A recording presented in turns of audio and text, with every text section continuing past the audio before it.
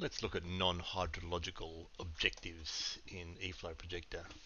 It's a little bit of a mouthful really, so log in here and have a look at this scenario, and let's add one. So go to the site. So non-hydrological objectives, so these are things that are not they're not hydrological, so they're not driven by a flow regime, so they don't actually have to be added at a site. So here we've got a reach 5 at a site, and that's where we add our discharge based flow rules, but we can add these non-hydrological objectives at a subcatchment or a catchment scale because they're not driven by the flow data.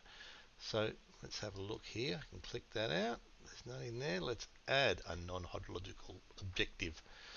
What is this thing? So typically what these are used for is really about capturing a placeholder in your output files to know that you've got to report against these things, but we can't report against them with flow data.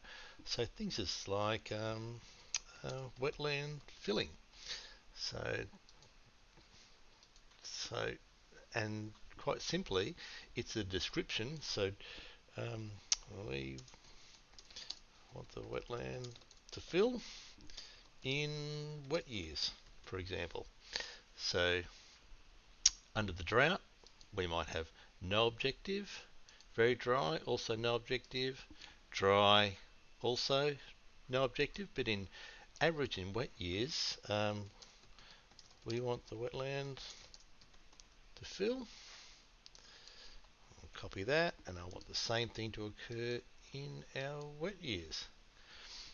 So it's literally as simple as that. It's about capturing a placeholder in that output file to know that we've got a non-direct flow data file related environmental watering requirement that we want to be able to report on.